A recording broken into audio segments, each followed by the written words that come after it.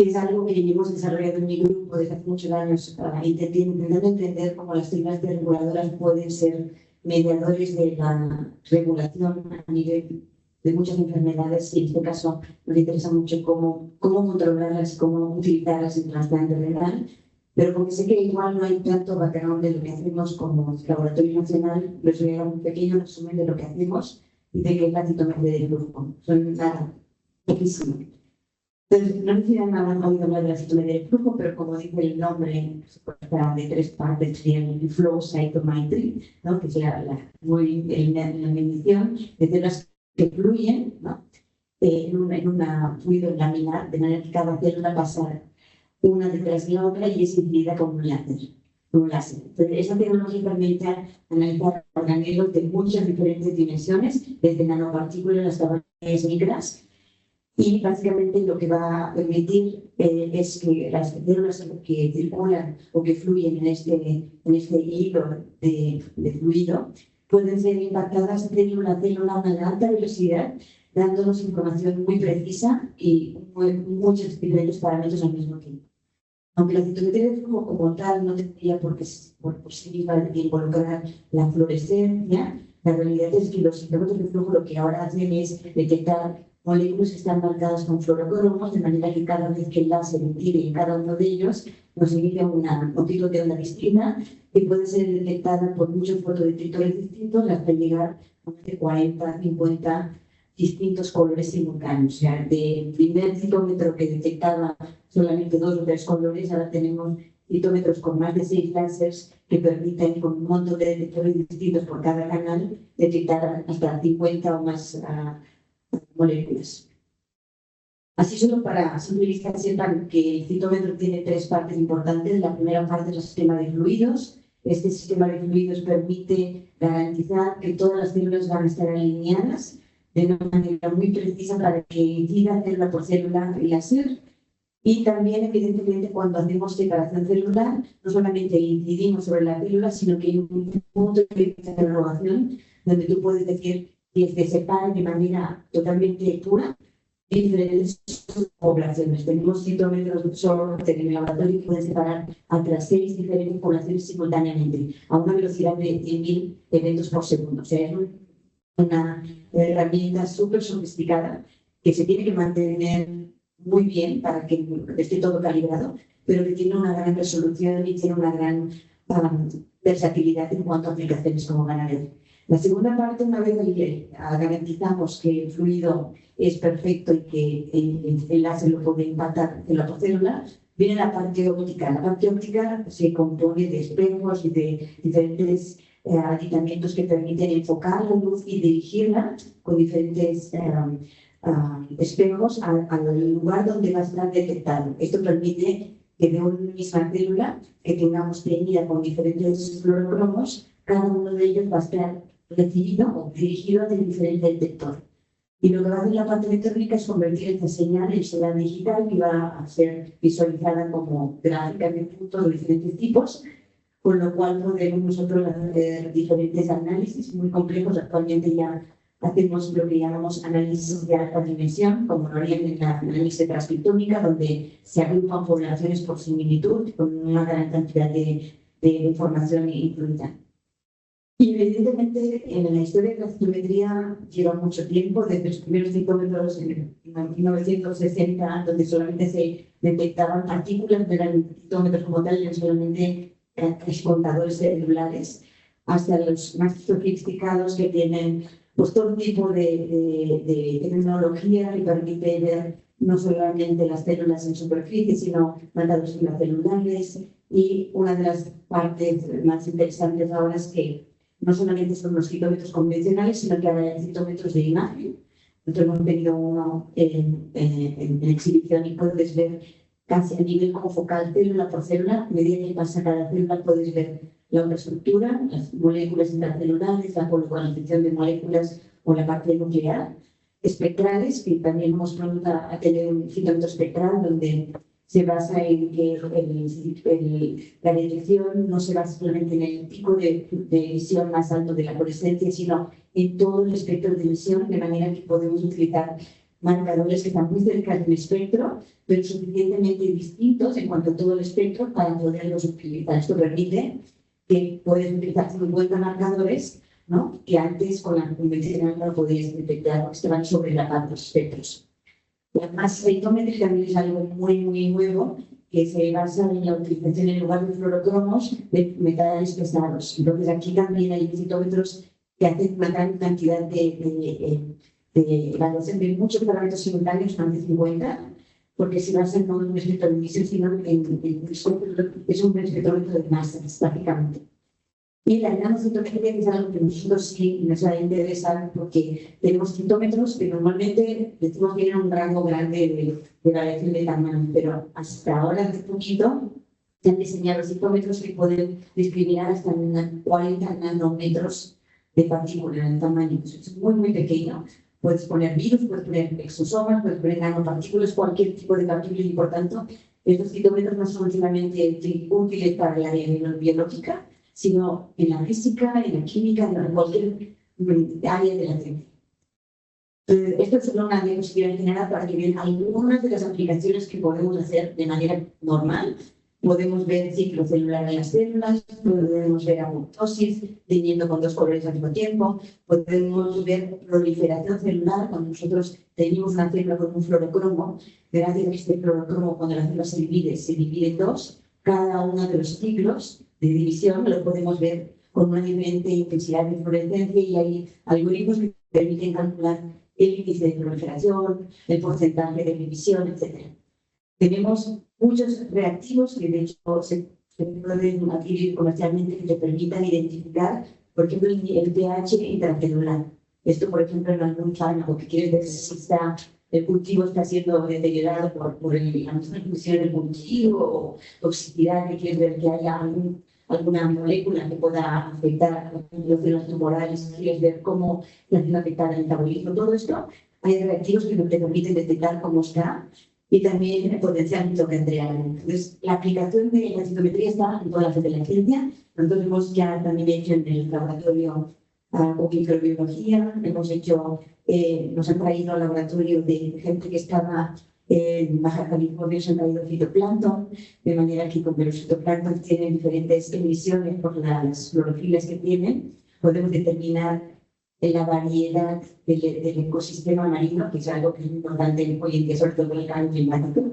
Y bueno, infinidad de aplicaciones. Esto es solo una imagen para que vean cómo se ve con focal, un citómetro con focal, que es moléculas de superficie, que serían CD3, CD4, y una molécula fosforilada, que tiene anticuerpos fluorescinados o marcados con fluorocromos, que detectan no solamente una molécula, sino una tirosina o una serina o una treonina específica en cada molécula. Podemos saber del todo un patrón de cómo se ve la señalización en una célula. Y a veces es muy importante saber si nos en un sitio o en otro, porque la consecuencia funcional de la célula puede ser muy distinta. Esto es un ejemplo de un artículo que publicamos. De aquí es el potencial espectral. Nuestro te permite que de todos los fluorocromos que tú tienes, lo que se le ve es que cada canal de todo el perfil, el espectro y el de emisión. Por tanto, aunque tengas dos espectros que se parezcan mucho, que estén muy cercanos en la longitud de onda máxima, es suficiente para poder utilizar, por ejemplo, cuando nosotros teníamos GPP, la profesional de fluorescente, no podíamos utilizar el FIX, porque está demasiado cercano. Esto sí te permite identificar dos moléculas que brillan casi igual, pero es suficientemente distinto el espectro como para poder exponer conjuntamente en el mismo atención. Te da mucha más posibilidad de combinaciones de colores. Este es lo que les decía, lo del citómetro de masas, ¿no? Que tiene una actividad teñida, pero marcada con iones, con anticuerpos marcados con metales pesados, y hay una parte que se memoriza en la célula, y esta información es recogida y se hace una espectrometría de masas, y después lo reinterpreta y puedes ver cuál es la molécula que expresa cada una de las células. Las fibras están ya en otra vida, pero la información es recogida por el citómetro. Y esto también se hace ya en histología. En histología tú puedes autorizar, como si hiciéramos toda la información, y después la puedes reconstituir para que tú te digas el citómetro si te van colocadas las células en un tejido. O sea, todavía va más allá de lo que es la citometría convencional. Y la nano, que es lo que hacemos nosotros en el laboratorio, es la base, es igual que otros ciclómetros de flujo convencional, pero tiene unas características de configuración óptica que permiten que se pueda distinguir bien el ruido de fondo, que cualquier cosa que tenemos en el fluido, si es un PBS, todas las señales mismas, si tienes una dependiendo de cómo pones tus parámetros, la podéis confundir con microvesículas, con nanovesículas. Esto te permite separar muy bien lo que es ruido de fondo con lo que es partícula. Y evidentemente tenemos marcadores de tamaño, marcadores que se expresan específicamente en nanovesículas, por ejemplo, en el caso de exosomas tenemos algunas moléculas que sabemos que si teñimos la vesícula con las podemos ayudar a colocalizar. Y pues imagínense toda la variedad de aplicaciones que puede tener la nanotecnología hecha por fotometría de flujo. Y solamente ahora un poquito representación del laboratorio. Nosotros somos un laboratorio nacional de CONACYT, fundado en la UNAM, que está especializado en la fotometría de flujo y que apoya el desarrollo tecnológico científico y la innovación a nivel nacional. Y lo que tenemos como intención, y por eso estamos haciendo muchos viajes en este año a diferentes lugares de la República, es motivar esta colaboración interinstitucional. O sea, una herramienta de este calibre, tenerla en un lugar, no nos sirve. Tiene que ser accesible a toda la gente de todo el país. Como objetivo final queremos ser autosustentable financieramente, lo cual no les digo que no es tan fácil porque los equipos solamente mantenerlos al año cuesta 2 millones, solamente mantenimiento de equipo, ¿no? Pero bueno, ahí vamos. Y ser centro de referencia nacional e internacional en fotometría de flujo. Nosotros nos fundamos en el 2016 con un apoyo de CONACYT, de laboratorios nacionales. Imagínense, esto ya era un laboratorio un poquito grande, comparado con cuando yo llegué hace 25 años a la UNAM, que había un cuarto de 3 metros por 2 metros, con un citómetro de 3 colores. Esto es cuando yo llegué a la UNAM. Y ahora conseguimos montar la unidad de citofluorometría primero, y ya con el 2015, con el apoyo de CONACYT, tenemos las instalaciones actuales, que es un laboratorio que ya se nos ha venido pequeño. Aquí está la inauguración con la doctora Monge de CONACYT y la doctora Astrowski. Y tenemos diferentes áreas del laboratorio, una para adquisición, donde todos los usuarios pueden entrar una vez capacitados a utilizar el equipo que necesiten. Lo garantizamos, estamos certificados por la ISO 9000 y tenemos que tener muy claro que todos los procesos están monitoreados y que demostramos que los usuarios tienen la capacidad de hacer sus adquisiciones.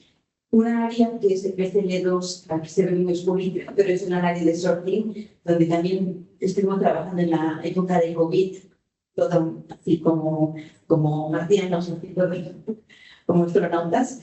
Y después tenemos, bueno, quería mencionarte para que pudiéramos ser laboratorio nacional, tuvimos que vincularnos, es algo que es obligatorio, con otras instituciones del resto de la República. En nuestro caso, nuestro primer socio fue la doctora Socorro Pina, que está en Oaxaca, en el Benito Juárez, y el doctor Pablo Espino, que está en Chihuahua. Entonces, bueno, tenemos una nueva ONG, a ver si con esto alcanzamos un poquito más.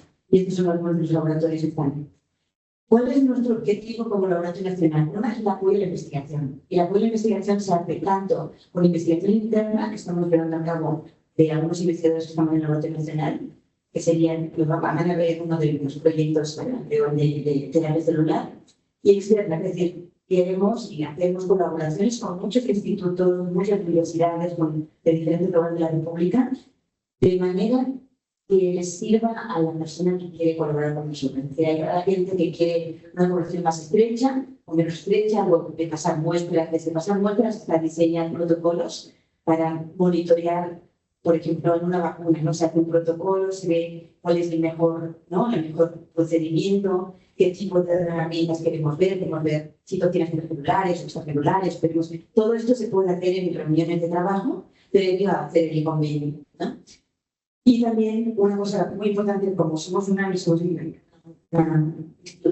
de educación muy importante, damos muchos cursos. Esto es lo que damos mucho, y aquí está la responsable, la doctora Marisol Sandoval, que es la coordinadora de docencia, un trabajo excelente, y nos ha además coordinado con mucha gente de muchos sitios distintos, y creo que esto es lo que se necesita, ¿no? Hacer alianzas con diferentes lugares y apoyarnos mutuamente, ¿no?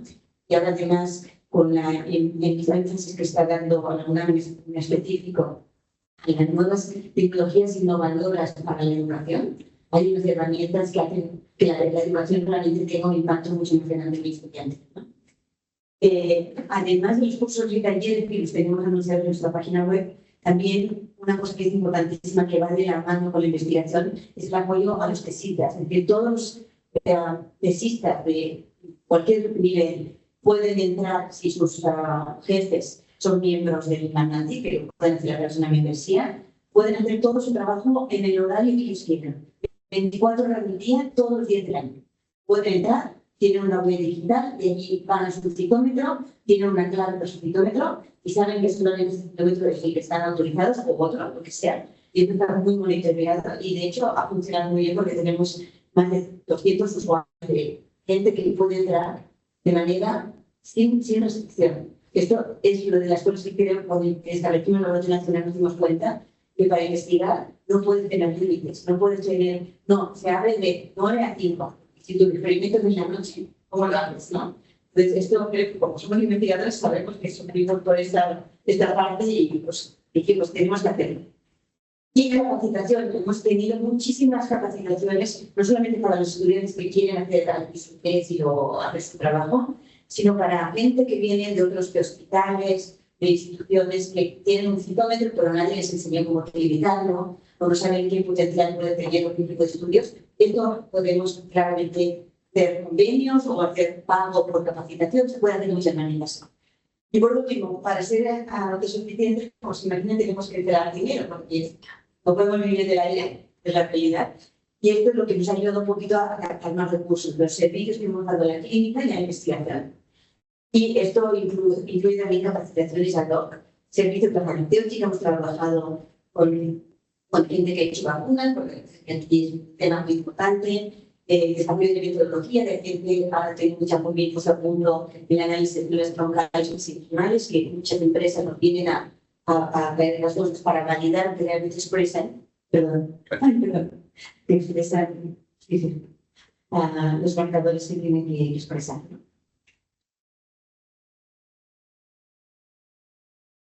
Eso también me ha comentado la importancia, y también sé que aquí están en la incorporación fundamental para nosotros fue un cambio de la noche a la mañana el tener la ISO, porque te hace que realmente confirmar que estás en la mejora continua, que todos los procesos están controlados, que tienes retroalimentación del usuario fundamental y las auditorías continuas. Acabamos justo hace un mes de tener la certificación por tercera vez de la ISO, entonces nos ponen en momentos y es mucho trabajo.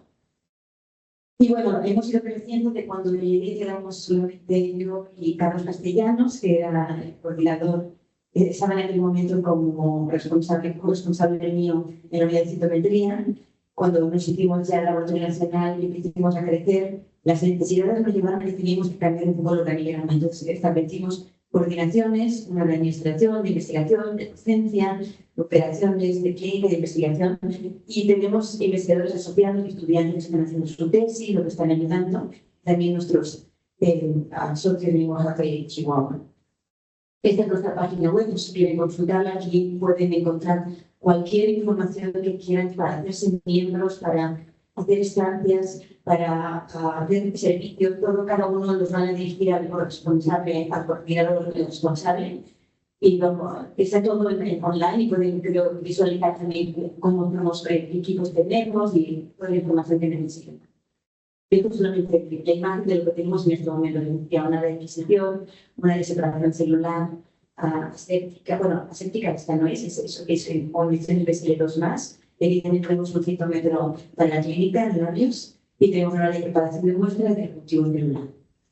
Entonces, 2 minutos solo para decirles que tenemos la coordinación de investigación permite tanto a través de la membresía como colaboraciones la gente pueda contratar lo que necesita. El nivel de membresía depende de cuántas horas, cuántos usuarios quieres capacitar. Hay desde gente que tiene solamente la más básica hasta gente como mi grupo que utilizamos mucho el citómetro y tenemos 500 horas al año incluidas en la membresía.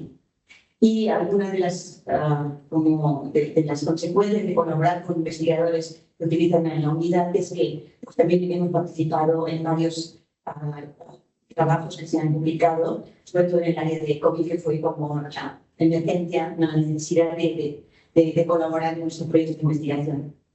Aquí cursos de educación que los dirige la doctora Marisol. Este es lo que pueden ver hoy en día para este año que estamos acabando. Estamos en los últimos cursos ya del año, ya un poquito ya cansados de muchos cursos, pero muy contentos porque ha habido mucha recepción y no solamente en México, sino también en Latinoamérica y en España.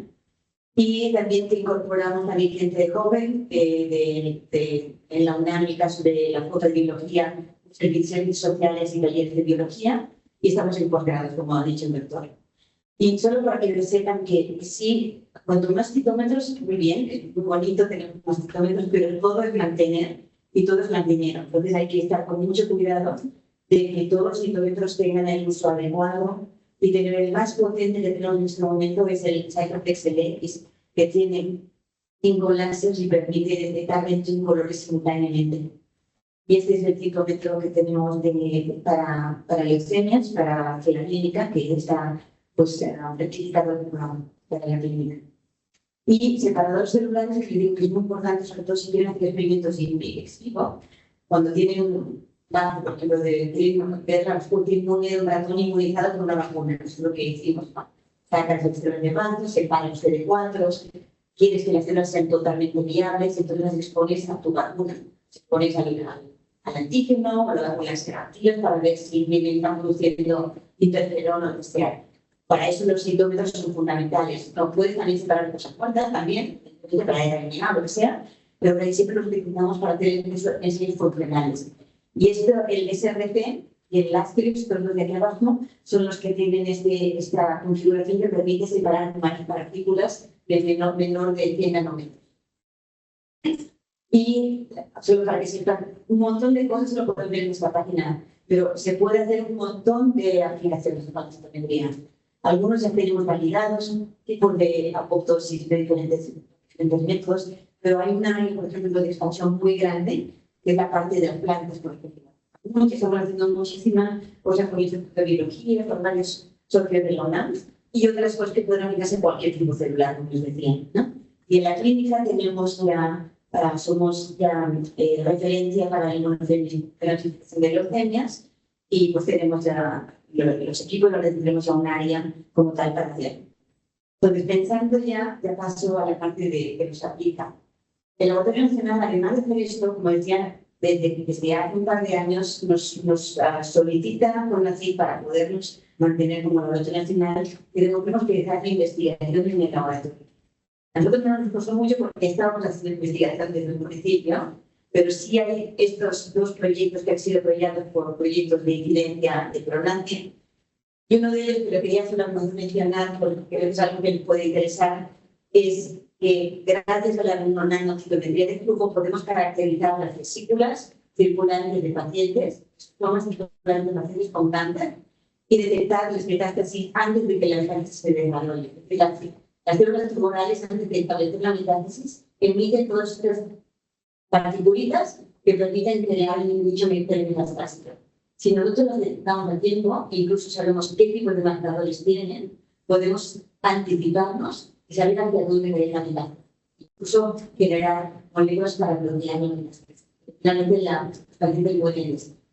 Entonces, este proyecto se ha estado llevando a cabo en colaboración con el doctor Enrique Ortega y un grupo de investigadores. Y sí tenemos muy bien puesto a punto la purificación de partículas. Tenemos también este instrumento que tiene la doctora aquí, que es el NanoSite, que es un rastreador de partículas que detecta el número y el tamaño de las partículas, que se complementa con los estudios de microscopía electrónica y ahora de fotometría de flujo. Y ahora ya paso así a lo mío, a lo que estoy haciendo en mi grupo, en el compañero del Laboratorio Nacional. Y el proyecto que me dieron hace el 2020 para desarrollar una terapia que tuviera los estándares necesarios para generar un producto que pueda ser útil en pacientes con trasplante renal. Este es el proyecto y este lo hemos llevado a cabo en el Laboratorio Nacional. Ahora ya tenemos una GMP que vamos a inaugurar en unas semanas en el nuevo laboratorio, pero la idea general del proyecto es tener unas células del propio paciente que puedan ser reinfundidas al propio paciente para suprimir de una manera muy específica el rechazo al alimento. Para explicar un poquito por qué es importante. Bueno, la enfermedad renal crónica es una enfermedad de gran prevalencia en el mundo. El 13% de la población tiene enfermedad renal crónica y está creciendo a un ritmo bastante elevado de 8% al año. Además, esta enfermedad renal crónica se viene apoyada o se viene incrementada por todas esas enfermedades que tenemos actualmente, hipertensión, diabetes, toda síndrome metabólico. Todo esto hace que haya muchas veces fallo renal. Y la vamos a reconocer a esta enfermedad como una de las patologías con mayor crecimiento en los últimos años. ¿Cuál es nuestra solución para los pacientes familiares? Es evidentemente el trasplante renal. Que desgraciadamente, aunque sí se da mucho, y sabemos que hay mucho trasplante, realmente, si miran los números, ¿no? De 16.000 pacientes, solamente se expide trasplante una proporción bajísima. Es algo que tenemos como sociedad que empezar a ver cómo incrementamos como conocimiento de la importancia de donar órganos. Concienciarnos en que podríamos perfectamente donar un órgano sin que nos afecte nuestra vida. El riñón no se puede vivir con un riñón, pero todo el mundo no hace. Entonces, evidentemente hubo una bajada de trasplante en el 2020, pero ya se ha recuperado, no está actualizada en la fecha de ahora, ya estamos al mismo nivel. ¿Y qué es lo que hacemos para evitar que el injerto se rechace? Por más que incluso encontremos a una persona que tenga más o menos un HLA compatible, nunca es perfecto. Es muy difícil, siempre hay un mismatch, ¿no? Entonces, la única manera que podemos hacer que no se rechace el injerto es inhibiendo la respuesta inmune, ¿no? Y en la respuesta inmune de la célula que le llamamos aloreactiva. La célula aloreactiva son linfocitos que su especificidad es contra los antígenos del donante. Entonces, no podemos, aunque sea, sabemos que es una expresión generalizada, pero si apagamos a todos los linfocitos T, los aloreactivos también se van a apagar y van a mantener tolerancia. Por eso los pacientes durante toda su vida, de años tienen que mantener este régimen inmunosupresor, que es muy, muy maligno para ellos, es muy, muy deletero. Y aquí ven, sí, un poquito esto, se selecciona la célula T, todo lo que la célula T necesita para activarse, la señal de entrar en el ciclo celular, la señal de proliferar y de producir interleucina 2, todas estas señales, si ven aquí hay diferentes moléculas que se utilizan en la terapia, ¿no? Para evitar esta respuesta inmune. Sin embargo, si bien esta terapia permite mantener el injerto durante unos 10 años, ya se sabe que al menos el 50% de los pacientes a los 10 años pierden el injerto o mueren por otras causas. Entonces, ¿por qué? Porque hay enfermedad cardiovascular. El 30% de los pacientes tienen este tipo de enfermedad porque el mismo fármaco es muy tóxico.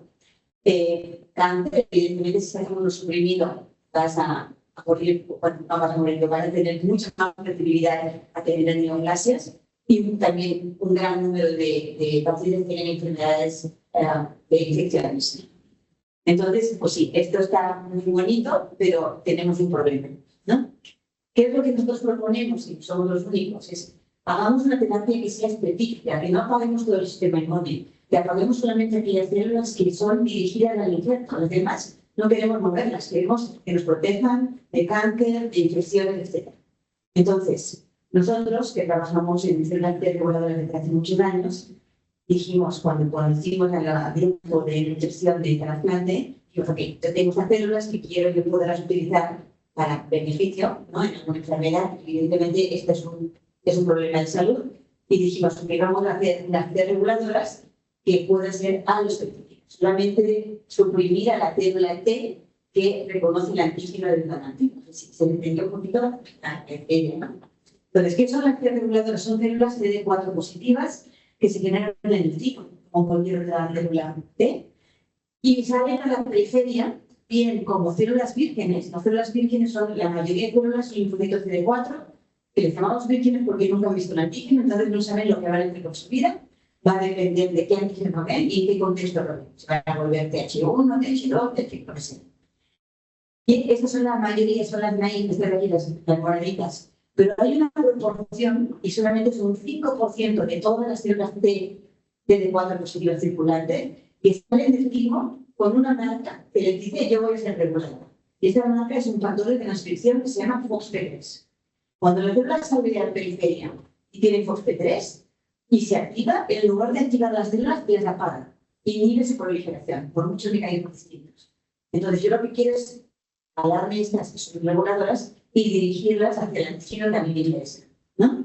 Esto sería una posibilidad. O bien, me interesa tomar a todas estas que son vírgenes, que son muchísimas más, son el 95%, y hacer un cultivo, que lo van a ver cómo, para que esta que se hubiera activado y casi detectora, le pongo una cóctel de citocina que ahora prende FOXP3. De no llega al detectivo con FOXP3, pero yo le puedo decir in vitro, tú te vas a volver FOXP3. El no solamente te vas a volver FOXP3, sino que vas a ser FOXP3 contra el antígeno que yo desee.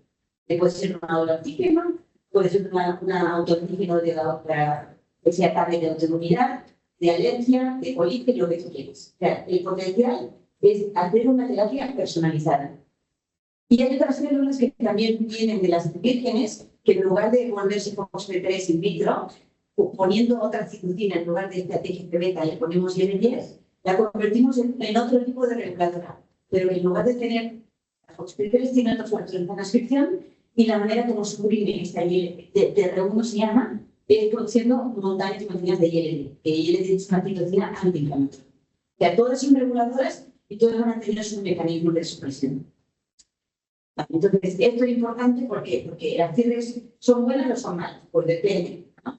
Si tienes muchas, te va a ir bien para evitar el rechazo, para evitar la autoinmunidad, etc. Pero si tienes muchas, y se ha visto, si tienes aquí muchas, tienes inmunosupresión, por tanto, desarrollo de cáncer y tienes infecciones. Y se ha visto en microbiología tumoral, un trabajo que estamos haciendo muy bonito de citometría, es a través de obtener el infiltrado entre el tumoral y el cáncer colorectal, hemos purificado las células y hemos hecho un panel con más de 20 anticuerpos y las células que están allí dentro son T reguladoras súper supresoras. Es decir, el cáncer crece porque tienes un ambiente inmunosupresor que abate las respuestas citotóxicas. Entonces, esto creo que es muy importante entender que estas células están en todo el contexto, ¿no?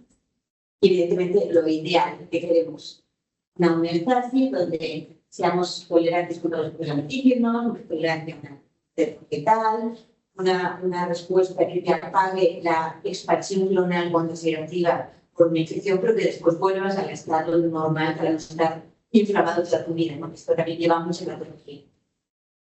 Entonces, bueno, estas células, además de FOXP3, tienen altos niveles de C25 y tienen otras moléculas en superficie que sabemos que son importantes para el contacto célula-célula. Las células reguladoras no solamente suprimen produciendo citocinas antiinflamatorias, como serían IL-10, IL-35, TGF-beta, sino que están cargadas de una batería de moléculas inhibitorias que cuando contactan a la célula efectora, la apagan, ¿no? Por diferentes mecanismos, ¿no? A una dendrítica la vuelven tolerogénica y esta célula empieza a producir la enzima IDO, que lo que hace es convertirla en una célula que cuando vea otra célula T, en lugar de activarla, la vuelve reguladora. O sea, esto, aunque sean pocas células, son tan efectivas que necesitan poquitas para introducir supresión. Y así las vemos en el citómetro. Cuando nosotros tenemos las células, esto es un dot plot de citometría, cada movimiento es una célula. Cuanto más rojito, más densidad de población tenemos. Estas células reguladoras ya están seleccionadas en células que son CD4 positivas, pero dentro de las CD4 positivas, las que son CD25 alto, porque están hacia la derecha, cuanto más a la derecha más alto, cuanto más arriba más alto, CD25 alto, CD27 low, que es el receptor para el 7. Estas son las células que nosotros separamos por citometría de flujo para tener una población pura, con las cuales podemos trabajar y empezar a dirigirlas al antígeno y expandirlas para tener números suficientes. Y las TR1, decía que son diferentes, pero tienen un marcador interesante, los marcadores son T49 y la 3, y estos marcadores de superficie permiten también purificarlas. Entonces, pues si son células que nosotros lo tenemos como mucho, digamos, pero es muy prometedor porque son más fáciles de purificar, tienen marcadores superficiales. Y estas células se identificaron en pacientes que se les había transferido médula ósea después de eliminar el sistema inmune para reconstruir el sistema en pacientes con cáncer hematológico y que algunos de los pacientes vieron que no desarrollaban enfermedad de infección contra huésped y vieron que estos pacientes que no desarrollaban espontáneamente esta enfermedad tenían altos niveles de células que producían IL-10 que fueron los que denominaron terror. Entonces, ¿qué queremos hacer? Queremos hacer una terapia específica en el infierto. Y esto es, como les decía, lo que queremos hacer. Vamos a sacar células reguladoras del paciente. Tenemos marcadores que podemos identificarlas y dirigirlas hacia el antígeno que queramos y expandirlas. Ahora vemos cómo las escuelas las proliferen. O bien sacar células vírgenes y in vitro convertirlas sea a fosfetes positivas, a las inducidas fosfetes, o a DR1 que producirán IL. Ya cuando tenemos las células que son específicas para el antígeno, todas ellas, las típicas y las inducidas, las podemos expandir, le llamamos policlonalmente. Policlonalmente quiere decir que cualquier especificidad se va a activar porque lo que hace es interposar con un anticuerpo el receptor del antígeno. Allí no voy a pensar si le pongo un virus, le pongo una molécula u otra. Todo lo que está allí se va a activar. Por tanto, para llegar a este punto de activación policlonal tenemos que estar segurísimos que tenemos células específicas, porque no queremos empezar a proliferar otras células que no reconocen la antígeno. Es toda una manera de checar las células. ¿Y cuáles son los retos actuales? La identidad, es decir, todavía las terapias no las están haciendo.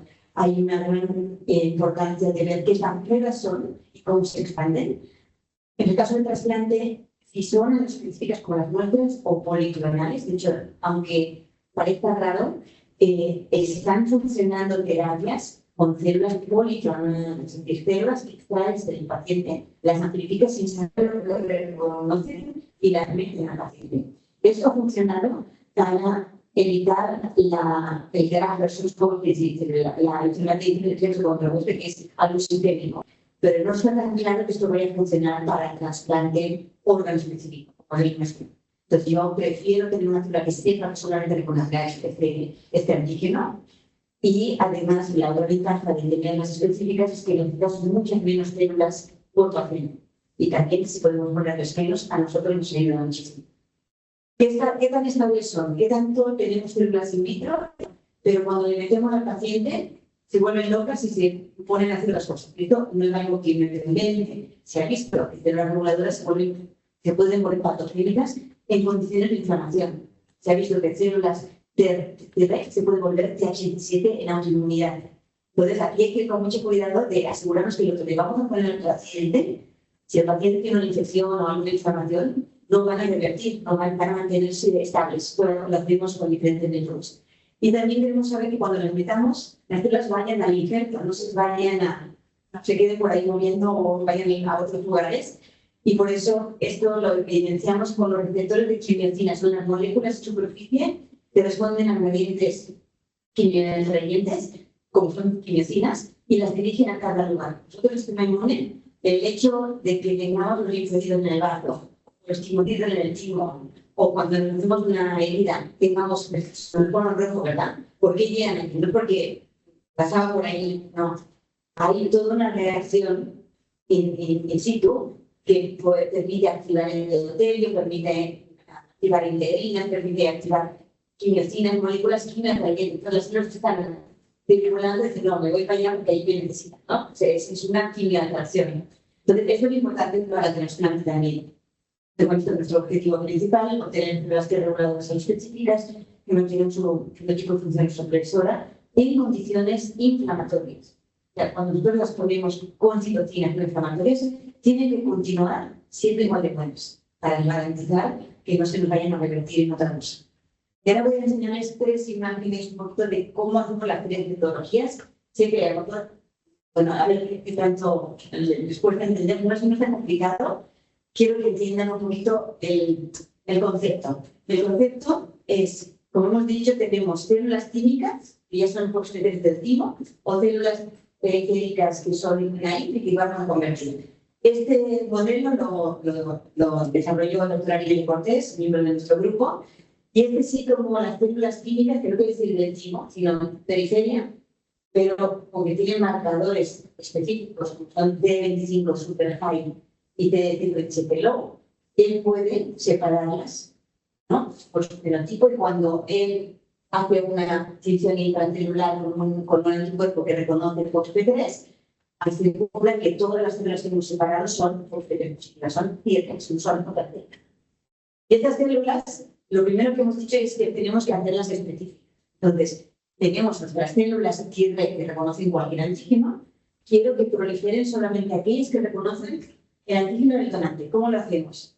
De células mononucleares del donador, del órgano, hacemos dendríticas in vitro y hacemos un co-cultivo. Este co-cultivo, durante unos días, hace que las células que empiecen a proliferar deberían ser, aunque no sabemos todavía, deberían ser solamente las que han visto el HLA del donador. Porque no hemos puesto ningún otro estímulo. Ahí solo hay péptido con el MHC del donador, lo que sea. ¿Y cómo hacemos para separarlas? Estas células las teñimos con este marcador que es CFC, que es un marcador fluorescente que entra en el citoplasma, de manera que, como decía en la proliferación, cuando la célula reconoce el antígeno empieza a proliferar, a dividirse, y de tener toda esta expresión de este marcador, ya no lo expresan, ¿no? Las que son negativas son las que han proliferado. Entonces yo puedo, con el síndrome de reflujo, separar las que han proliferado. Y estas, después de separadas, volvemos a checar que efectivamente todas las que han proliferado son FOXP3. Pero aquí todavía no sabemos que son FOXP3, que son todas reguladores. Pero ¿cómo sabemos si son específicas del antígeno? Tenemos que hacer lo que llamamos ensayos de supresión. Que quiere decir poner a proliferar nuestro linfocito T contra el antígeno y poner las células reguladoras en teoría antígeno específica en el co-cultivo. Es un co-cultivo de dendríticas, reguladoras y linfocitos T reactivos. Y hay que ver que si estas T reguladoras suprimen la proliferación, pero no suprimen una proliferación que no sea específica, aseguramos que estas células solamente van a regular a la célula reactiva. O sea, esto es todo un proceso. Una vez tenemos estas, lo que les decía, asumimos que son específicas. Y ahora aquí hacemos algo que es más sencillo, que es todos los linfocitos que tenemos purificados, los que han proliferado, las ponemos con perlitas magnéticas que tienen acoplado CD3 y CD28. Son unos anticuerpos que pegan el receptor y el costimulador y hacen que proliferen como locas, así como locas. Le ponen tu perlita y empiezan a proliferar. Sí, no es tan fácil esto, porque si tú pones a proliferar y no las módulas, es tanta la activación que se mueren de la apoptosis. Las células, como cualquier célula, se agotan y se mueren. Entonces, este es el punto muy crítico de checar cuánto tiempo activo y cuánto tiempo la dejo en reposo con nivel 2. Reposo y activo. Y a las 4 semanas, esto es lo que obtenemos. Tenemos que las células han proliferado muchísimo, o sea, proliferan más de 1000 veces en cultivo. Y aquí tenemos comparado una célula obtenida de un individuo sano y células obtenidas de un individuo que está en diálisis, que es de renal terminal, para estar seguros que si lo hacemos con células, todo depende de lo que quieras demostrar, ¿no? Pero para nosotros nos vale más el tener seguridad que los pacientes que están en diálisis, que son nuestros realmente pacientes que van a someterse a terapia, también pueden generar golpes T-rex, porque hay muchas alteraciones inmunológicas de otro tipo a los pacientes con diálisis. Y vimos que no había ningún cambio. Ellos incrementaban FOXP3, incrementaban CL25, y lo más importante que les decía, cuando nosotros ponemos a proliferar nuestras células, estas son las células sin proliferar, las que proliferan empiezan a dividirse. Y todo esto que va para la izquierda son células que dividen. Nosotros, ¿qué hacemos? Cuando nosotros tenemos un individuo sano, tenemos un 14% de proliferación y cuando le ponemos las T-rex específicas se abate a la mitad. Pero cuando tenemos un individuo, perdón, aquí, que las dendríticas son de otro HLA, no del nuestro, sino de otro individuo, no hay ningún efecto. Entonces sí suprime al antígeno específico del injerto, pero no a otro. Y esto es un poquito la gráfica. Y hay una parte que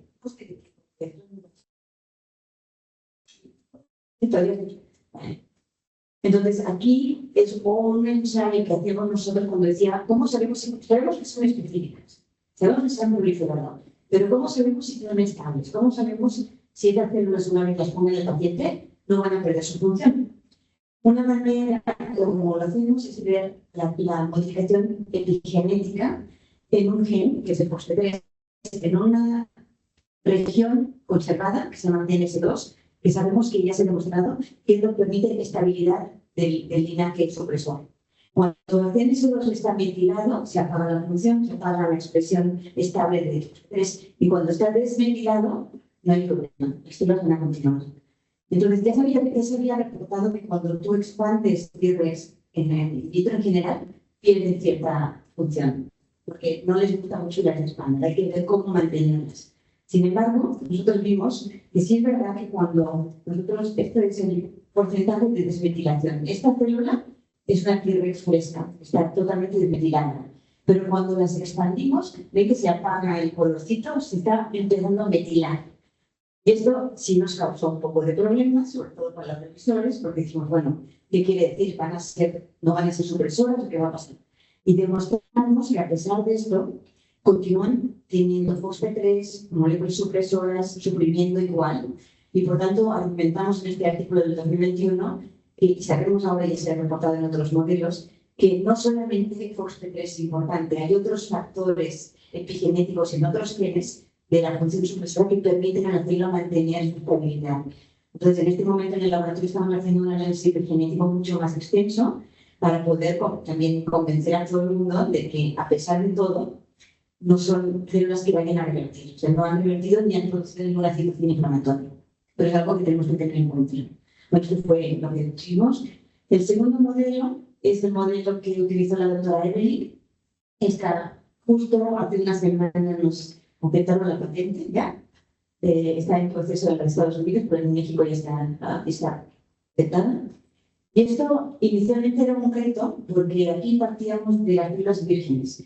Si bien he dicho que vírgenes tenemos muchas, tenemos muchísimas más, sí que había demostrado que las células vírgenes que se inducen in vitro a FOXP3 no llegan a un estado de desmetilación completo de FOXP3, entonces siempre se ha argumentado que son células poco estables. Y por eso muy poca gente en la literatura ha trabajado con inducidas FOXP3. Sin embargo, sí hay también artículos en modelos purinos donde, si bien in vitro las células parecen más inestables, cuando están en un contexto in vivo funcionan incluso mejor. Entonces decidimos darle por todo y intentar esta metodología, que teníamos muchas cosas en contra. De hecho, le dije a Evelyn, ¿quieres el proyecto fácil o difícil? Y le di fácil a él, es difícil a Evelyn, pero ella ya tiene la patente, o sea que creo que sí fuimos por buen camino. Entonces, aquí, en lugar de T-Rex, tenemos vírgenes y también los ponemos igual con las APCs. Pero aquí la diferencia es que no lo pone, que en este cóctel, para que la célula crezca FOXP3, tienes que poner TGF-beta y L2 de rapamicina. Porque TGF-beta es una molécula inmunosupresora que prende, tiene elementos de respuesta en el DESMAT, en el promotor de FOXP3, y prende de nuevo a FOXP3. Entonces, tú sabes que lo pueden hacer un día que tengan el tiempo. Muy poquito, pero lo ponen aquí, lo activas, lo pegas y le pones beta y ven que sale. Es lo que me doy cuenta. ¿Sí? Porque estas células in vitro se vuelven supresoras. En lugar de activar, producen citocinas antiinflamatorias y apagan la proliferación de las células. Pero claro, estas son específicas porque han visto solamente ese antígeno. Entonces, la manera de sortear, de separar las células, aquí no tenemos un marcador exacto, pero sí sabemos que han proliferado. Y vamos, después de muchos ensayos, que fue toda la tesis de doctorado de Evelyn, tomó las células que expresaban más alto de C25. No sé qué tanto saben de la rama del inmuno, pero C25 se expresa entre las activadas, pero el T-Rex es mucho más alto. O sea, cuando tú quieres purificar a T-Rex, tú vas a ver una emoción de C25. Para asegurarte que tienes T-Rex, tomas las de arriba de las que tienen más T-Rex. Y esto lo hizo y lo demostró.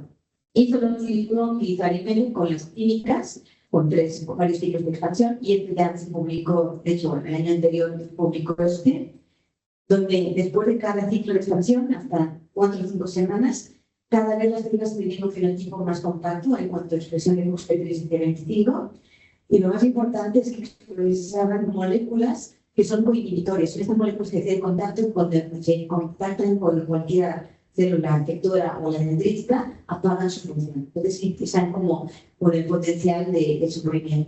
Y esto es otra tipo de gráfica, pero aquí vimos también que la supresión, entonces, el porcentaje de inhibición, cuanto más arriba, más supresoras son. Y si comparas estas, que son las aloscientíficas, con en presencia de citocinas proinflamatorias, continúan suprimiendo, pero si pones una APC, una dendrítica, que no es no son las condiciones para las cuales se dirigió la célula, no son capaces de suprimirla. Entonces, aquí también demostramos que son células que son aloespecíficas y que se pueden expandir muchísimo más, ¿no?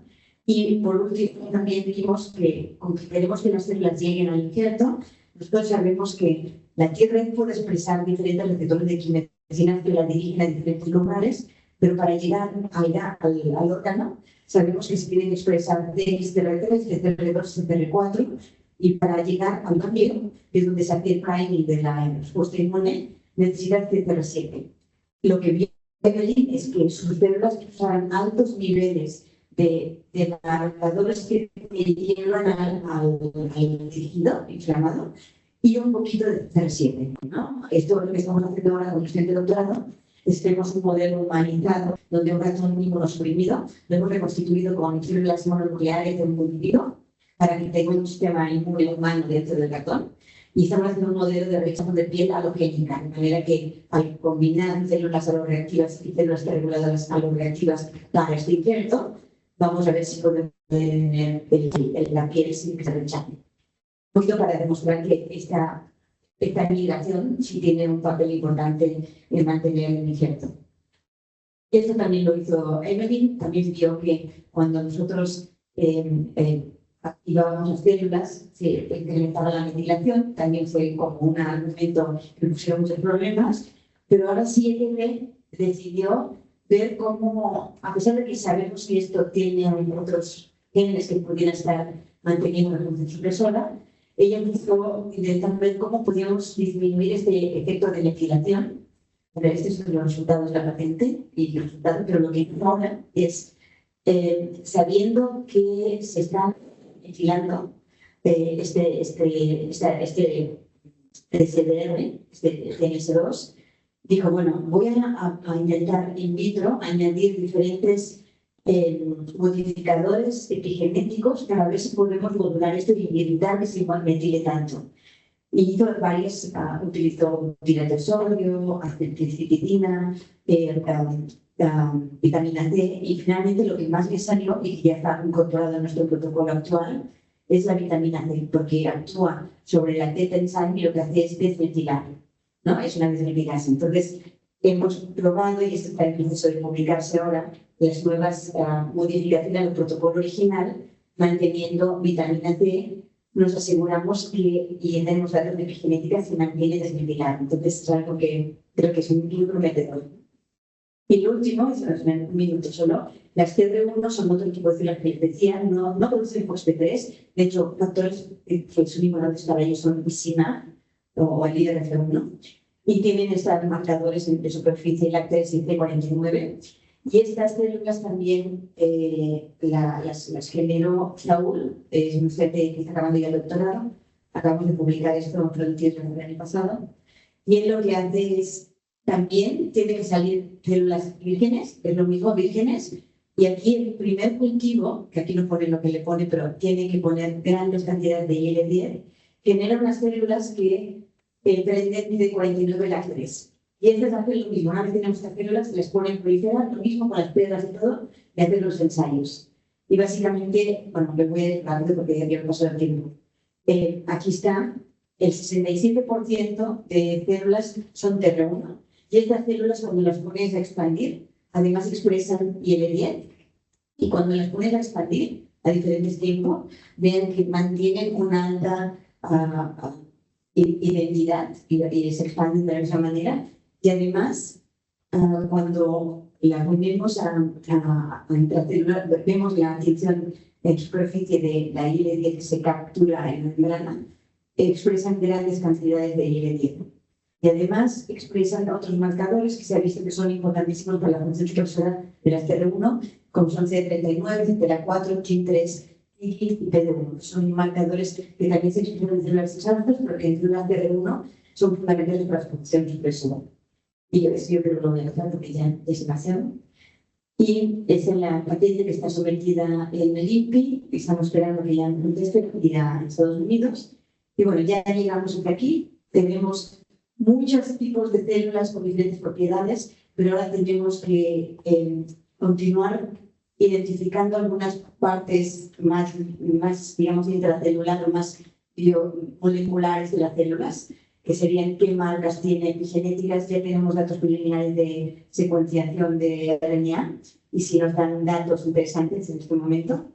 Y tenemos que ver lo del modelo preclínico y también ver cómo responden a nivel metabólico, porque sabemos que las Tilbex para una función supresora utilizan más el metabolismo de beta-oxidación que ácidos grasos y no tanto la glicólisis. Entonces, hay varios aspectos que tenemos que ver para que estas células que se expanden y se mantienen en un ambiente proinflamatorio no nos modifiquen. Y la parte más difícil, ¿no?, que es el escalamiento, la validación del producto, tener los cámaras de GMP, los permisos de COFEPRIS y cuando empezar se debe pasar la parte de la pasar la transcriptómica. Entonces, estamos formulando el laboratorio nacional que tenemos cerquita del lugar donde estamos ahora, que es la otra lado del circuito, y este sí va a tener una unidad de aquí en rojo de terapia celular, un área clínica, un área de adquisiciones para hacer cursos y capacitaciones, un área de sorting también y un laboratorio de investigación, que aquí es donde vamos seguramente a desarrollar más la parte de nanocitometría del rojo. Es aquí, para que veáis, sí, ¿verdad? El rector lo inauguró hace un año, pero todavía vamos a mudar un par de semanitas. Y bueno, este es mi grupo, aparte del laboratorio nacional, pues tengo el grupo de inmuno, donde hacemos también modelos transgénicos y otras inmunología básica, y también algunos de la UNASPI también están por aquí, porque digamos que estamos arriba y abajo, el laboratorio está en el segundo piso y el mío está en planta baja. Y bueno, colaboradores, evidentemente, de gente de UCD que nos ayudó a diseñar la GMP, el doctor del Parque Sangre de Cataluña nos está apoyando con la capacitación para las buenas prácticas de manufactura. Tenemos también a Alejandro Madrigal, que también está colaborando. Y aquí veis que es el grupo, casi todos, pero que no me falte nadie, alguno que no está del Laboratorio Nacional, la mayoría de coordinadores del Laboratorio Nacional, y luego los apoyos que hemos tenido de Conacyt, de Fundación. Yo estoy realmente todavía en los datos, pero que sí pueden percibir la coordinación y a los colaboradores. Y bueno, será todo bien.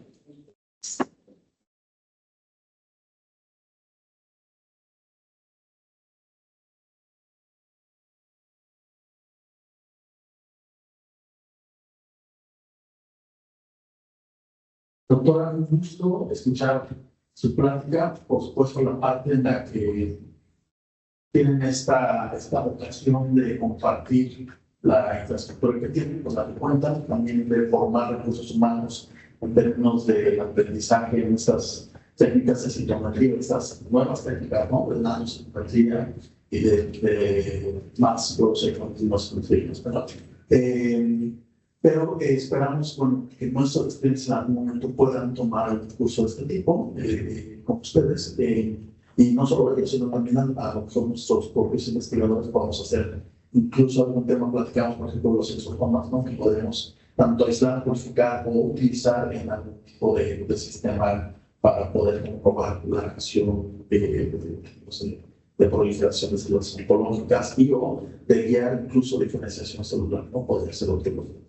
Bueno, decía que un gusto escuchar su plática ahora en términos de la investigación, porque pues vemos cómo podemos realizar desde la parte básica del planteamiento de la idea hasta llegar a la parte exploratoria de cultivo para aplicaciones terapéuticas, ¿no?, que están contemplando también la parte de producción a nivel, no digamos industrial, pero sí aplicación terapéutica, y cómo nuestros estudiantes y nuestros investigadores podrían tener algún tipo de ideas que puedan surgir a partir de eso. Muchísimo trabajo, claro, me encanta diciendo es muchísimo trabajo que se ha realizado para poder llegar a estas ideas innovadoras, y abrimos espacio para preguntas que tuvieran los estudiantes o investigadores, por favor, si tienen alguna pregunta.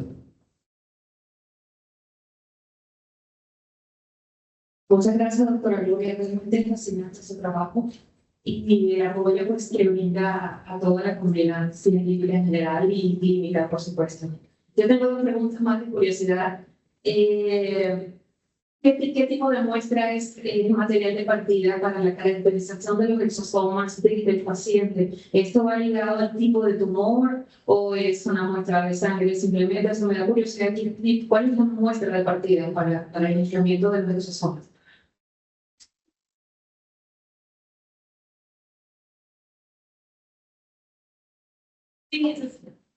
Mira, el proyecto se tiene como objetivo el purificar el plasma del paciente. Los exosomas de hecho ya se están haciendo, pero la caracterización que se ha hecho desde el principio, que tenemos datos ya de efectos in vitro, es a través de esteroides generados. Algunos son de líneas celulares que se han derivado de cánceres de pacientes, pero la mayoría del trabajo que hemos hecho han sido líneas celulares metastásicas y no metastásicas de cáncer de colon y cáncer de mama. Hacemos los esteroides, las dejamos en cultivo, vamos tomando el sobrenaante y el sobrenaante, purificamos por una metodología que involucra tanto centrificación como exclusión molecular, ¿no? Hacemos unas columnas de exclusión molecular y diferentes fracciones las pasamos por el nanosite para ver la concentración y el tamaño de las partículas y a partir de ellas hemos hecho experimentos in vitro. Pero en el paciente, o sea, el objetivo final sería de la sangre, que tiene plasma, y de allí purificar los exosomas, que allí tienen sus, digamos, sus inconvenientes, porque hay una gente de licenciatura que hizo una tesis justamente para poner a punto la purificación de exosomas de plasma. Porque, como te puedes imaginar, mucha gente dice que tiene exosomas y realmente no los tiene, porque se pueden confundir con muchas cosas. Tienes que validar muy bien qué es lo que estás viendo. Y por eso los marcadores específicos, hacemos booster plot, hacemos también microscopía electrónica y ahora con citometría, lo bueno que ya lo tenemos puesto a punto, es que podemos tener coexpresado por ejemplo, una antitransferina con una molécula integrina que es de interés nuestro para la metástasis, por ejemplo. Pero sí, ahora mismo no lo hemos hecho de manera rutinaria del paciente y se espera que cuando tengamos todo esto puesto a punto en las líneas celulares, ya empecemos con nuestro paciente para ver estos mismos exosomas. Evidentemente, los exosomas, como saben, se producen por todas las células todo el tiempo. O sea, aquí tienes que saber cómo distinguirla de un paciente. O sea, hay trabajos, ¿no?, que incluso toman no solamente exosomas, sino microRNA circulantes y dicen que un método es predictivo de tal metástasis o de tal patología. Hay que comer con mucho cuidado. Creo que los controles para esto va a ser fundamental. Porque además, diferentes, a lo mejor para nosotros lo más importante es que los exosomas no solamente vamos a ver los exosomas, vamos a ver marcadores. Y estos marcadores tienen que estar en una célula y no en otra. Entonces, creo que la citometría nos va a poder ayudar a discriminar de todo este mundo de exosomas circulantes, que evidentemente las células tumorales producen muchas más, pero también tenemos que estar seguros de cuáles estamos analizando. Por eso yo creo que, aparte de mi fijación con la citometría de flujo, creo que es una herramienta que tendrá mucha más información. Entonces, esperemos y abiertos a los que quieran venir después, porque creo que esa caracterización, digamos, molecular que estamos haciendo, porque tenemos, decía el doctor, ya tenemos en el proyecto de NACE, que tenemos ya microRNAs que estamos analizando de exosomas de cáncer de colon y cáncer de mama. Entonces, esos microRNAs nos van a decir funciones específicas que después podríamos tener claro que nos tienen que expresar en una célula normal. Entonces, esta caracterización molecular está en camino todavía. Pero sí, la idea es tener plasma, ¿no? Y se ha hecho bien. Lo bueno es que, aunque no se hayan mirado como tal los exosomas, sí se haya caracterizado el procedimiento. Una de las cosas que nos enseñan las de licenciatura, que es muy importante, es que el plasma viene súper contaminado con un montón de lipoproteínas. Y las lipoproteínas y los exosomas están al mismo punto. Entonces, yo lo que quiero decir es que cuando la gente dice, sí, tengo exosomas, que vayan con cuidado, porque los protocolos, los controles que necesitamos son muy estrictos, ¿no? Pero ahí vamos. Gracias.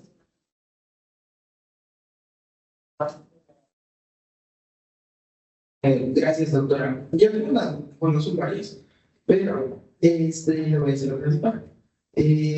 había visto en su presentación que ella tiene entre sus perspectivas de su trabajo a futuro la relación de la fase 1 de su trabajo como tal. Yo tengo una duda, por ejemplo, en el caso de que ¿cuántas terapias celulares van a ser necesarias a lo largo de que esta persona ya tiene trasplantes? Si va a ser un proceso de toda la vida, si va a ser de 6 meses, 2 meses y demás. Y eso en base también a la cuestión de costos, porque si una persona está ya dializada en sí, y el hecho de que tenga que aplicarse esta terapia celular 6 meses, 1 año y demás, pues es un poco costoso. Entonces, no sé si nos podría hablar como de ese tipo de temas. Gracias. Sí, es una pregunta fundamental, que también cuando estoy intentando aprenderme a preguntar. La idea es que con una inyección puedas inducir tolerancia duradera. ¿Por qué? Porque no es como una droga que tienes que estar todo el rato suministrando, sino que las células cuando llegan al injerto van a inducir un ambiente inmunosupresor que va a comunicar a las otras células y volverse tolerogénicas. Cuando una célula dendrítica ya es tolerogénica, por más que viva una célula, lo que va a hacer es suprimirla. Entonces, es lo que le llaman infection tolerance. Es decir, con una célula puede hacer un montón de inmunosupresión alrededor. Pero la pregunta real, o sea, la condición real, es que hasta que lo hagamos no lo vamos a saber. Es decir, tenemos el protocolo donde vamos a hacer. Hay trials, por ejemplo, hay un trial de hace 2 años donde hicieron una inoculación una vez de TR1 para trasplante de médula ósea. Es muy diferente médula ósea, porque aquí las células que tienes que estar suprimiendo es más a nivel sistémico y nosotros estamos en un órgano. Pero ellos vieron al menos que al cabo de 1 año las células continúan teniendo identidad y las continúan observando. De momento no sabemos nada más porque hay una cosa importante. Todos estos trials llevan añitos. No es algo que lleve un montón de tiempo que digas, bueno, ya estés tranquila. A veces, o sea, hay solamente un estudio que son muy atrevidos donde le ponen T-Rex y le quitan el inmunosupresor. O sea, nosotros no planteamos ponerle las T-Rex y quitarle todo. Lo que le vamos a quitar, vamos a trasplantar. 3 meses después que se estabilice el injerto, vamos a eliminar la droga más fuerte que es tacrolimus. Y en lugar de tacrolimus le vamos a poner una droga que se llama everolimus, que es el inhibidor de la rapamicina, pero el inhibidor de mTOR, que es como rapamicina, porque sabemos que esto le permite a la T-Rex mantenerse más bien, y ya se ha visto que en algunos trials se ponen el everolimus. Y hay que ir monitoreando a los pacientes que solamente tienen inmunosupresión versus pacientes que tienen las T-Rex propias y lo que les dejamos en microfenidato de mofetilo y prednisona. O sea, no es una terapia única, siempre se mantiene algo, ¿no? Nuestra idea, yo tengo pacientes que son tan específicas de la del injerto y tienen esa capacidad de convertir otras células al entorno. Yo diría que una infusión tendría que vaya, pero para eso vamos a estar monitoreando a todos los pacientes. Hay todo un protocolo de sacar. Una de las cosas que queremos hacer es del mismo injerto, de las pequeñas biopsias que les hacen, hacer secuenciación de DNA para ver si el PCR que infundimos está todavía ahí. O sea, hay varias maneras en que podemos, aparte de ver cómo está el paciente y todo, que eso lo harán los clínicos, ¿no? Pero tenemos que, nadie ha utilizado nuestras células antes. Entonces es algo que llena de nervios, pero también de emoción, ¿no? Porque creemos que tenemos un buen producto, mucho mejor definitivamente de gente que está trabajando, vendiendo a los pacientes en células no antígenas. Ya después se publican si a uno le fue bien y a otro se fue mal. O sea, está muy en el aire de qué tanto es la dosis perfecta. Nosotros con nuestras células tenemos que evaluar al cabo de, evidentemente, fase 1, fase 2, fase 3, cuál es la dosis perfecta y cuánto tiempo dura. Pero sí es algo que a mí, yo soy bióloga o bióloga, me da pánico de darle algo a un paciente que le vaya mal, porque quizás no estoy tan acostumbrada a que los médicos están más acostumbrados a que no, hay que hacerlo, lo hacemos y tal, ¿no?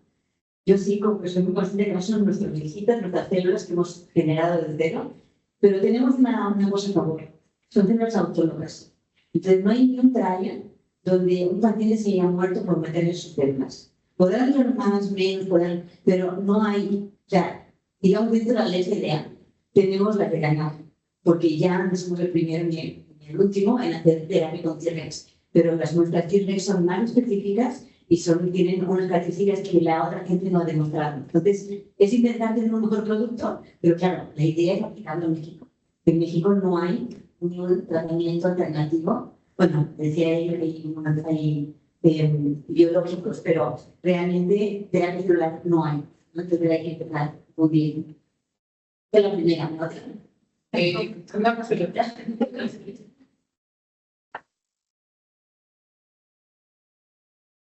Hola, doctora. Mi duda va enfocada a la técnica que mencionaba con su modelo animal, en este caso los ratones, que básicamente los infundían con células del paciente, simulando el modelo del paciente lo más cercano, digamos, el modelo animal. No sé si me doy a entender. Pero ¿a qué retos esto se sometería? Porque entiendo que primero sería que el modelo del ratón sí se adapte correctamente a las células del paciente y ya posteriormente ver que las células pues, funcionan dentro del modelo, pero ya escalarlo al paciente, ¿qué retos podría encontrarse en eso? O sea, porque cambiaría su comportamiento. Totalmente de acuerdo. De hecho, yo hasta hace poco me llegué a hacer un modelo pequeño, porque se ha visto que en el trasplante renal no hay un modelo como tal. Entonces, lo más cercano o lo más fácil para nosotros de hacer es un modelo de rechazo de piel. Evidentemente, el rechazo de piel es muy distinto. La inmunogenicidad de la piel o del riñón es muy distinta. Los receptores de quimiosina que te hacen llegar a la piel o al riñón son distintos. Yo sé que es algo, un modelo, como dice la palabra, un modelo. Pero lo que garantiza es que las células antígeno específicas van a continuar suprimiendo un tejido, que finalmente es un tejido, de manera específica y que va a poder inducir tolerancia. Y esto quiere decir que sí es importante hacia dónde se dirigen las células. O sea, no te va a decir con que esto sale bien y no rechacen la piel, vámonos, ¿no? No. O sea, los fase 1 son la fase 1 en pacientes. Nosotros tenemos que garantizar que en pacientes trasplantados, que tú tienes tus propias células contra el infierno y el paciente al menos no tiene efectos dañinos, porque la fase 1 es esto. No estamos viendo eficacia. La eficacia es la fase 2, fase 3, donde vemos que aquellos que tuvieron sus propias células respecto a los que tuvieron tacrolimus, les fue mejor porque se infectaron menos, porque tuvieron menos efectos muy deletérios de la droga y continúan manteniendo el injerto. O sea, esto es lo que vamos a tener que ver. Pero definitivamente un modelo preclínico, por más yo sé que todos estáis en vacunas y se tiene que hacer, pero del ratón o del cobayo al humano es un gran salto. Y tenemos que asumir que esto va a ser siempre. Pero si no tuviéramos modelos murinos, la inmunología estaría en las cavernas, que ya te lo digo, ¿no? O sea, sí nos sirve mucho, ¿no? Pero yo no porque salga bien esto, es un poquito para argumentar algunos de los revisores que nos lo han dicho. Incluso ahora que estuvimos debatiendo la patente en Estados Unidos, tuvimos que debatirle por qué no teníamos un modelo preclínico. Y nos pudimos salir porque sí hay muchos trials en humanos en Estados Unidos cuyas células no se han hecho en modelos preclínicos y se pueden hacer. Y tengo un colega, de hecho, en Madrid, que está haciendo una cosa preciosa, que es células típicas reguladoras que saca de un neonato al que tiene que hacer el trasplante de corazón. Cuando le saquen el corazón, le tienen que hacer el injerto, le saca sus propios timocitos. Y de los timocitos generan T-Rex clínicas. Y estas T-Rex clínicas autológicas les vuelven a infundir y está en trabajo y está funcionando, ¿no? Entonces, por ahí vamos, ¿sí? Y él me dijo, él no lo he hecho contra el FDA, lo he hecho contra la EMA, que es más difícil todavía, la europea, y les pudo validar que no había el modelo para lo que él necesitaba y que con esto era suficiente y la aceptaron. Hay que luchar un poquito con las agencias reguladoras, porque no todo es tan fácil.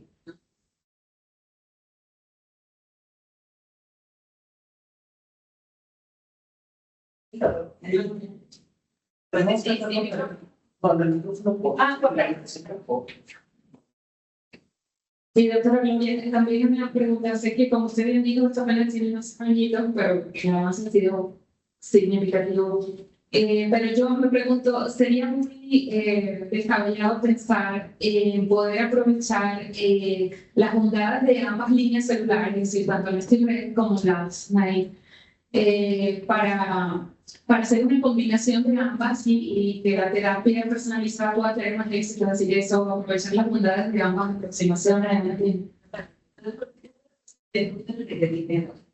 Porque producir el cartel energético ahora que he estado intentando conseguir dinero, me decía, pero ¿cuáles de ellas? ¿No? Porque las tres son bonitas, ¿no? Digo, a mí si pudiera daría todas las tres y haría una combinación porque cada una tiene un mecanismo un poco diferente y el antígeno es el mismo. O sea, idealmente a mí me gustaría hacer tantos microlitos de esta, juntamos y la metemos. ¿Cómo va a pasar ahora en este momento que estamos en proceso de escalamiento? En este momento estamos haciendo el paso de cultivos in vitro de estos de pocitos a bolsas.